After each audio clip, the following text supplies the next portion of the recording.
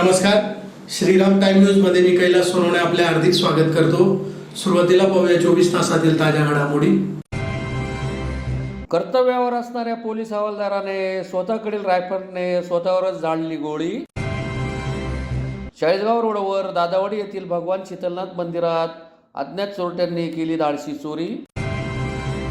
कुमारनगर परिसरात असलेल्या पोंगे बनवण्याच्या कारखान्याला अचानक आग। आणि महापालिकेच्या मधुबापू माळी जलकुंपाजवळ लागलेल्या गळतीमुळे लाखो लिटर शुद्ध पाण्याची नासाडी।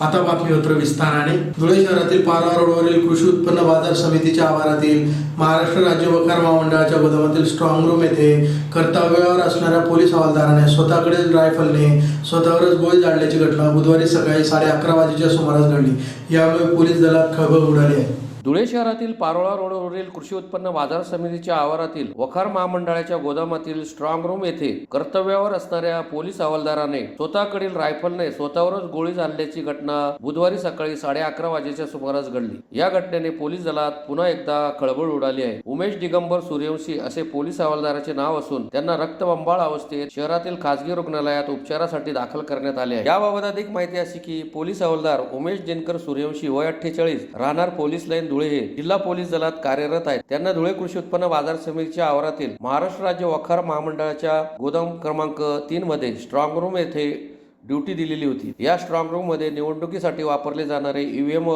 व्हीव्हीपॅट मशीन सुरक्षित ठेवण्यात आले आहेत। पोलीस हवालदार उमेश सूर्यवंशी हे नेहमीप्रमाणे बुधवारी सकाळी 8 वाजता या ठिकाणी कर्तव्यावर हजर झाले। स्ट्रॉंग रूमच्या सुरक्षेची जबाबदारी असल्याने त्यांच्याकडे SLR रायफल होती। मात्र सकाळी 11:30 वाजेच्या सुमारास गोळी झाडल्याचा मोठा आवाज झाला आणि काही क्षणातच हवालदार सूर्यवंशी रक्तबंबाळ अवस्थेत बाहेर आले। यावेळी तेथील काही तरुणांनी त्यांना रुग्णवाहिकेद्वारे तातडीने हिरे रुग्णालयात हलवले। मात्र त्यांची प्रकृती गंभीर असल्याने त्यांना शहरातील एका खासगी रुग्णालयात हलवण्यात आले। या घटनेने बाजार समितीच्या आवारात एकच खळबळ उडाली होती। घटनेची माहिती मिळताच जिल्हा पोलीस अधीक्षक श्रीकांत दिवरे, उपविभागीय पोलीस अधिकारी राजकुमार उपासे, आझादनगर पोलीस ठाण्याचे पोलीस निरीक्षक निवृत्ती पवार, स्थानिक गुन्हे अन्वेषण शाखेचे पोलीस निरीक्षक श्रीराम पवार तसेच शोध पथकाचे कर्मचाऱ्यांनी घटनास्थळी धाव घेत माहिती जाणून घेतली। तर पोलीस उपनिरीक्षक समाधान सुरवाडे, कॉन्स्टेबल विजय सिरसाट यांनी पंचनामा केला। हवालदार सूर्यवंशी यांनी स्ट्रॉंग रूमच्या चौकीतच रायफलने स्वतःवर गोळी झाडली। ही गोळी त्यांच्या डाव्या छातीला चाटून रूमच्या खिडकीला छेदून बाहेर गेली। घटना घडली त्यावेळी त्यांची वर्दी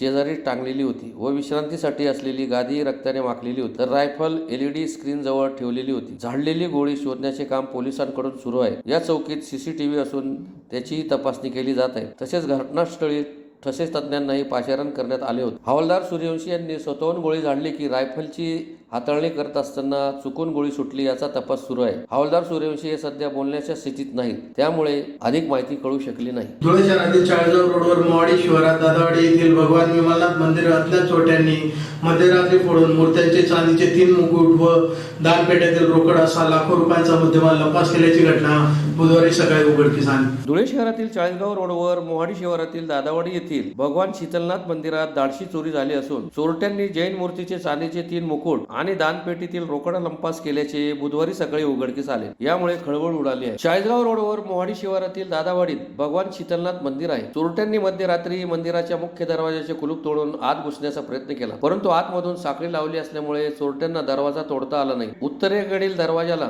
बाहेरील बाजूने मोठ्या आकाराची साखळी आणि त्याला मोठे कुलूप होते, तेही चोरट्यांना तोडण्यात अपयश आले। त्यामुळे चोरट्यांनी मंदिराच्या दक्षिणेकडील बाजूची खिडकी तोडून आतमध्ये प्रवेश केला। आतून श्री दादा गुरुदेव जीन कुशल सुरी यांच्या मूर्तीसमोर असलेली दानपेटी चोरट्यांनी फोडली।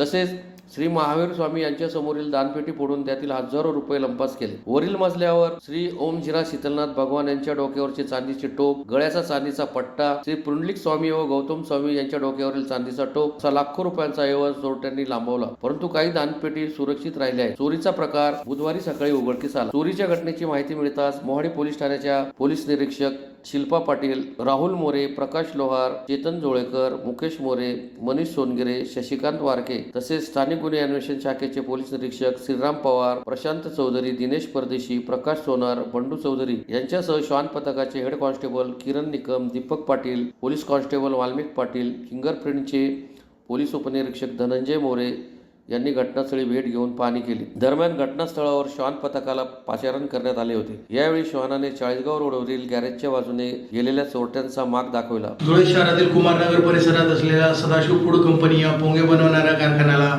अचानक आग लागल्याची घटना मंगळवारी घडली.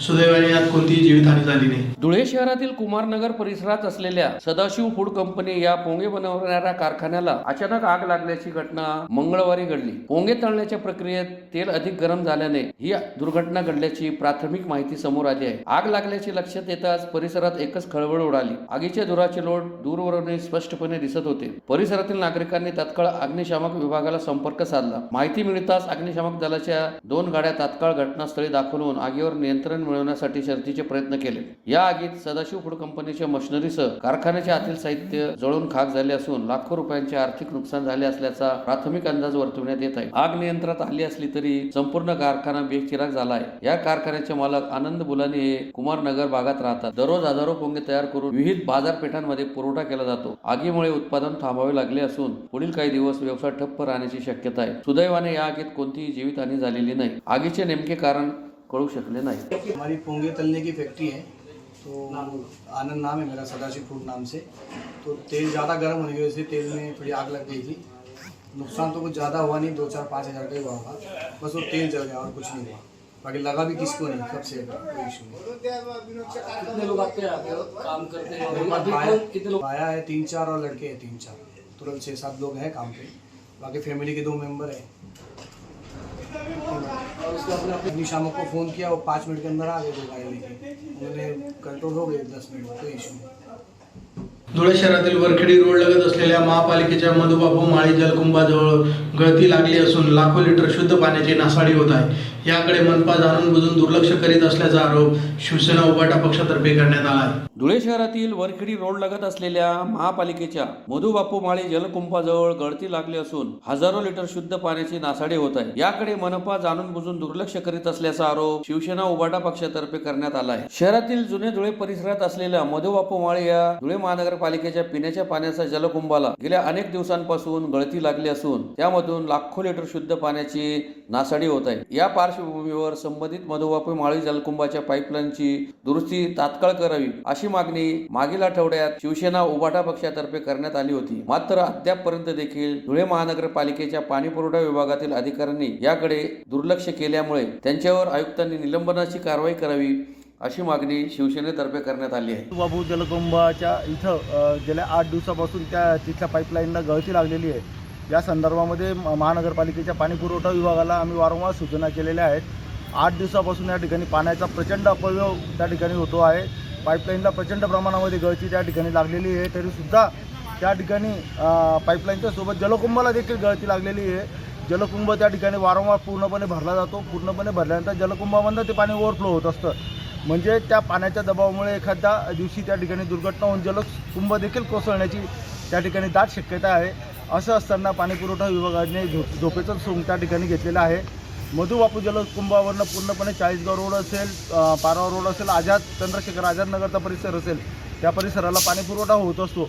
या संदर्भामध्ये आमच्या चंद्रशेखर आझाद नगर शिवसेनेच्या विभागाने देखील महानगर पाणी पुरवठा विभागाला निवेदन देखील दिलेलं होतं की गळती लवकरात लवकर थांबवण्यात यावी. 8 दिवस झाल्यानंतर देखील ती गळती त्या ठिकाणी थांबलेली नाही आहे.